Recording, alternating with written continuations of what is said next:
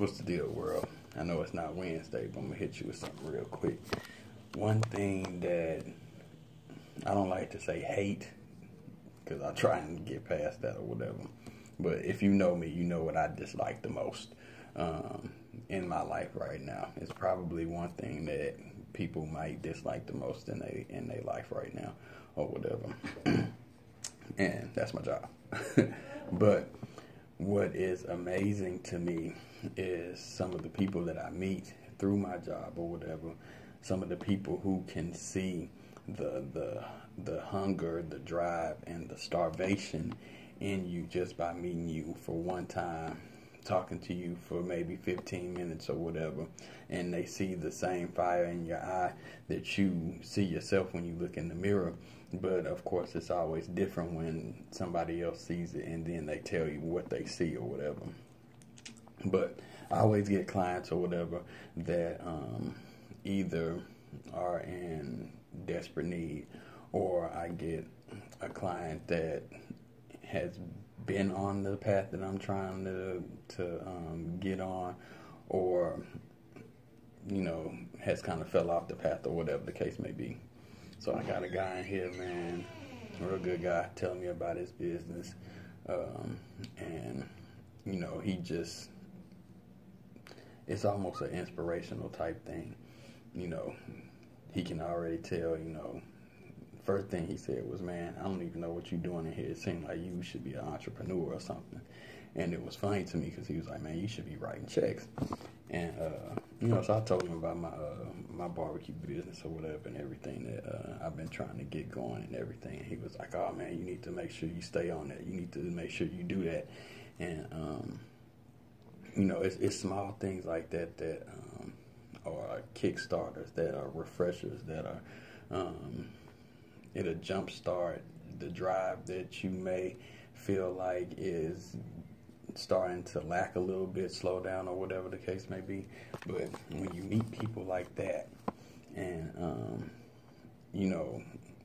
a lot of times people get the misconception of what we do at this job. You know what I'm saying? A lot of times people think, oh, I'm just here to help somebody. I have the power in my hand to say yes or no. I don't look at it like that. I look at things like, God brings certain people into our lives for a certain reason. It's sometimes you may not be the one who is giving the help. Maybe it's somebody that you meet that you never thought that you would get help from, and that person can open your eyes and help you. So what I wanted to basically say is, don't overlook something that might be a blessing to you that's right in your face. Don't ever judge a book by its cover, of course, and don't let perception sometimes cloud your judgment. And with this guy, I sat and had a real good long conversation about a lot of things, not just the business aspect, things that are going on in the world. Some pretty good books he told me about to read, and it's just amazing, and it's cool to me because a lot of people don't look for that type of thing in people when they work in the environment that I work in. They just look at, oh, I have the power to either make this person's day or destroy this person's day or whatever. But when I go into it, I look at it as I'm going to try and help as many people as I can, as long as they are being real with me. And I can tell that they being real, because when you do this for so long, you can tell who's being real and who's selling you some bullshit, you know what I'm saying?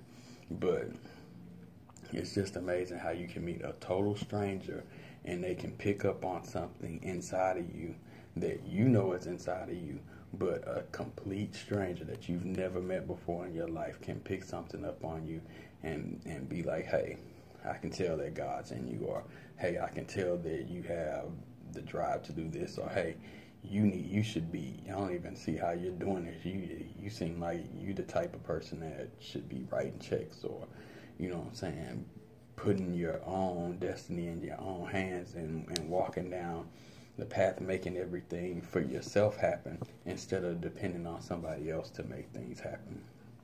So I just want to drop that knowledge real quick. It's nothing, it is something that's very serious, but sometimes we need that complete stranger to come in and give us that reboost or that recharge to get us back on track and on focus to what we really want. Because I know what I want. I have my plan. I have an exit strategy. I've been waiting for this for a long time, and I've learned a lot of patience while waiting for this.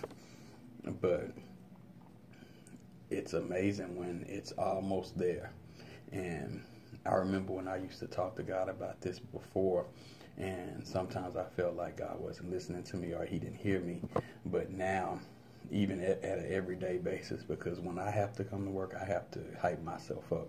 I have to prepare myself. I have to pray, to get in here. Like, it's been many days where I sat here and have been late purposely because I don't want to do this or whatever. But God has been telling me, I'm going to take you out of here when it's your time to be taken out of here. Put everything in my hands. Everything's going to go according to plan. And since I've been trying to do that a little bit, it's been easing some things off of me. Easing certain illnesses, certain stresses. Just, it's very comforting to know when you're trying to do something right, and then you have that recognition, and then you can hear God telling you what it is that you need or what it is that you don't need to do, and just to have the patience because things are coming.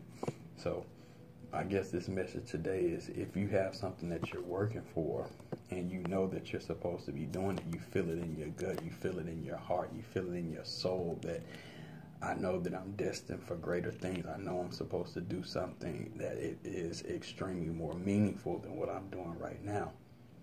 Have the patience. It's coming. Trust me. God's got you. Peace out, people. Put God first, family second. Everything else will follow. We winning on Sunday. We breaking that streak. We breaking that streak, Carolina. Who that nation? B&B Barbecue. Midweek pickup on a Friday. I'm going to holler at y'all.